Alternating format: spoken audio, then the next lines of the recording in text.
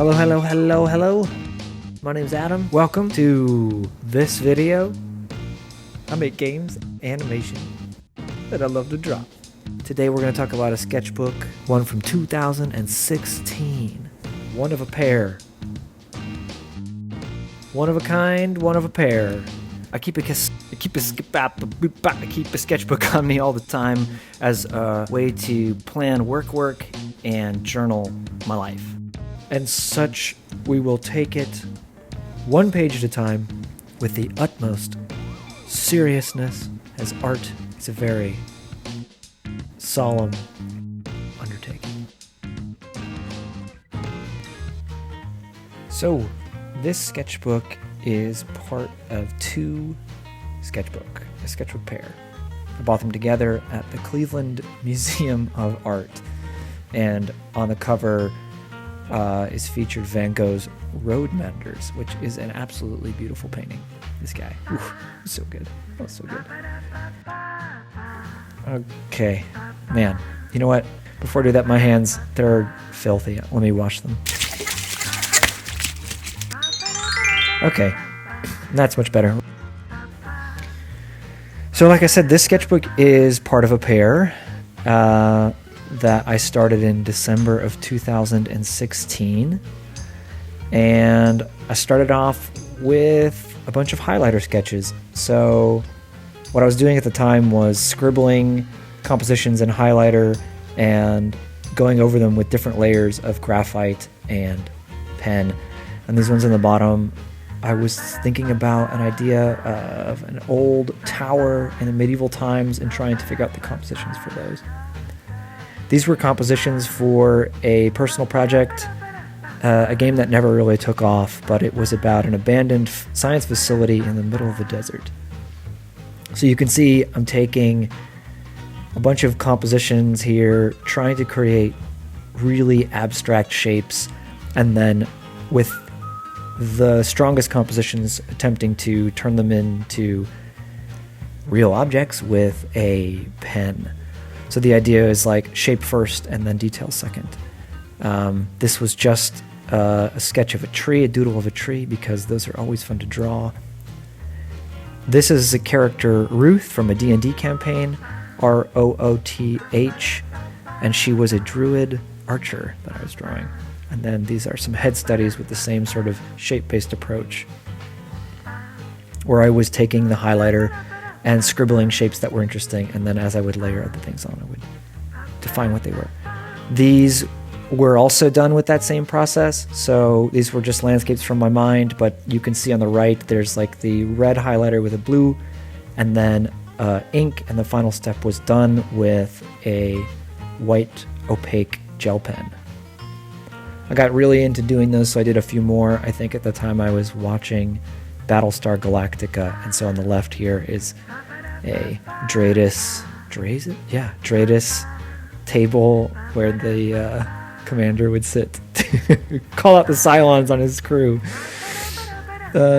These are character sketches, trying to use the same approach, trying to find interesting shapes. And this was one of the preliminary sketches of a project we made in that we were working on in 2016 called Manifest 99. At the time, I think it was called Crows, but it was set on a train through the afterlife. And these highlighter thumbnails were one of the scenes where the train is ruined and wrecked and crashed, and I was trying to figure out what the most interesting composition was there. Back to the science facility idea, always jumping back and forth between different concepts and projects using the same technique. These little guys were Korok-inspired sketches. And in this one, I started to use the yellow highlighter. Again, I'm trying to make like really big, interesting shapes first, and then add details later. So there's a contrast of not only shape in the composition, but amount of detail. I think these were less successful. It looked like I abandoned them, but they were all the same process. That one in the top left I especially love because it is just so graphic. I think that's why I didn't draw over it, but the ones on the right, I think I started to introduce a brush pen, which is what those heavier blacks are coming from. I was trying to do top-down level design in these sketches. Again, using the highlighter to denote the different floors in the level, but all the same process. Here I was trying to design shape first with a pen. So those big spherical robot designs are trying to design with large shapes first.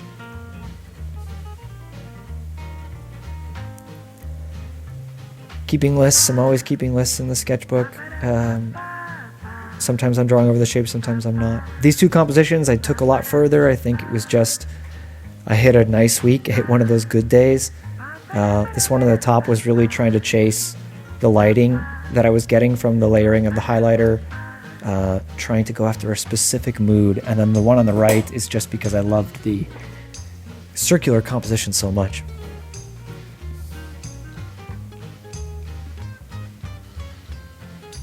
More robot designs trying to layer in different moods. I think I was hitting the extent of what the highlighters could get done on the right here. They really had the same tone every time I did it. The game was called Relic, so these were title design ideas, and then this one on the right was just attempting to do like a graphic illustration with the negative space of the page. Trying to design little critters for the world. I think these were kind of hedgehoggy guys. And doing more top-down level design while sketching janitors. These were drawings from a movie. I don't remember what the movie was, but it was a retro fantasy film with this wizard character who had these incredible sideburns. And more crows for the Manifest 99 project in gold, in a gold gel pen. I was trying to figure out how graphic to design the crows for the game and whether we were going to make them all silhouette or how much we would render them, whether they would be sculpted or whether their feathers would try to be rendered in a realistic way. These were some character studies, trying to do that shape-based thing at the highlighter on all of this stuff, but to different degrees of success. I think character's always been something I really have had to work hard to get. These were when we were playing D&D. I played D&D often with a group of friends, and they come up with just the most interesting stuff. I always try to capture the ideas that come out of those sessions. They're so free and exciting. Sometimes it's so much nicer to come up with concepts when you're riffing with friends and there's no pressure to do it for your job. I was working on that tower concept, I think, in the bottom right there. And more character stuff. I think we were designing an RPG. These were stills from a movie. I don't remember what the movie was. I'll frequently turn entire pages into just thumbnails when I'm working through a particular concept.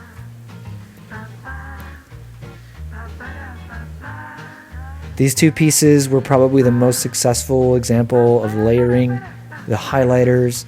I started both of these drawings with the red and yellow highlighter and then went over it with the blue colored pencil. I think the final stage was actually the blue colored pencil, and I would jump between that and the ink. So it was a bit of defining shadow with the ink, trying to keep it graphic, and then blocking in the different shapes with the blue colored pencil. These were UI designs for a game we were working on. I was trying to see if we could do them traditionally. And these were those in-between pages. This is definitely a drawing by my buddy Jake of our mutual colleague Jason, who is an animator, and I loved Jake's drawing so much that I think I just colored over it and added the pattern. This was me trying to recreate the landscapes of the last few pages with an opaque paint marker, which is that blue, and layering those highlighters. I think this one got away from me, and that big black tree is me trying to cover up a different drawing. This was one of those D&D sketches. I don't think anything particular had come out of that session, but it was just a really evolving doodle The branch, the character, the little Korok guys, and the landscape islands in the background. Those clouds are done with an opaque white marker. Here's more Zelda-inspired leaf spirits. And you can see this highlighter drawing is one that I didn't take as far as the others. I think these are guest drawings. I don't remember doing them. It's a great dinosaur, though. Yep, that's definitely a guest drawing on the right there. And then these were more level design attempts.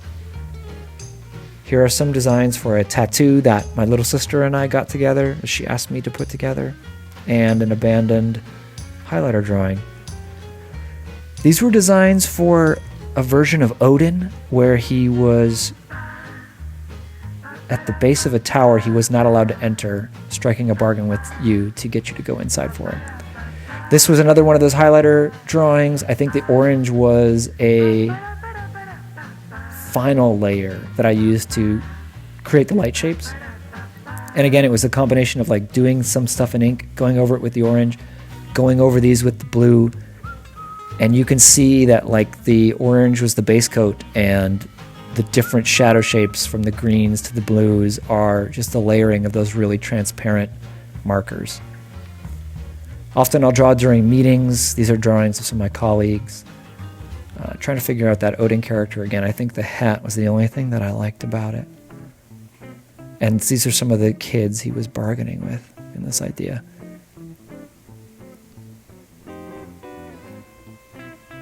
Those are more Jake drawings. Those two kids in the top left are absolutely brilliant and not mine. And these are thumbnails for that concept where the kids and either at the base of the tower, I was trying to come up with more cinematic moments to do storytelling for the game. Some of these compositions are pretty cool. I might go back and explore them. It's a cool little chef character. I'll always put chefs in my fantasy worlds. You always need somebody to cook food for your adventurers alongside your mages, your black mages, your white mages, your blue mages, and a Gundam at the end here to round this out. The back of my sketchbooks are always full of notes. It's when I start one at the front drawing, I start at the back taking notes, recipes, grocery lists, and a sticker from Oculus. I think this journal is about 70 pages.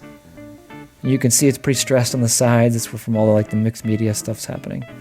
Yeah, it was fun to make. So these are the materials that I used on this sketchbook, the ones that I still had on me. Big fan of Stettler pencils, these colored pencils, and this blue guy here who's worn almost all the way down to the tip. Our lovely buttery graphite. The Colorase red pencil is nice for drawing and erasing, and you can cover it with a lot of the other inks. This orange highlighter, I don't know what brand it is. I have worn off the name on the side of it, but I promise you it is the same as any school supply highlighter, yellow ones, orange ones, whatever. All of these double-sided pens, the Permapaque and the calligraphy pen, I'm usually using the thick side. The tiny little felt tips on the other side, I squish them so fast. I'll just squish them right out. And Kuretake makes lovely, beautiful brush pens. These particular ones are pretty transparent. They go over most of the other mediums. So not every page in my sketchbook is a portfolio piece. Some of it are just random scribbles. And try to be kind to yourself when you're drawing. Yeah, so that's it for the first sketchbook. Thank you for coming through. Back to drawing. If you want to stay up to date on the next one that we upload, you know how to do it. Until then, have a lovely time. Eat something nice. Drink some water. Stay hydrated. And I will catch you around. Bye.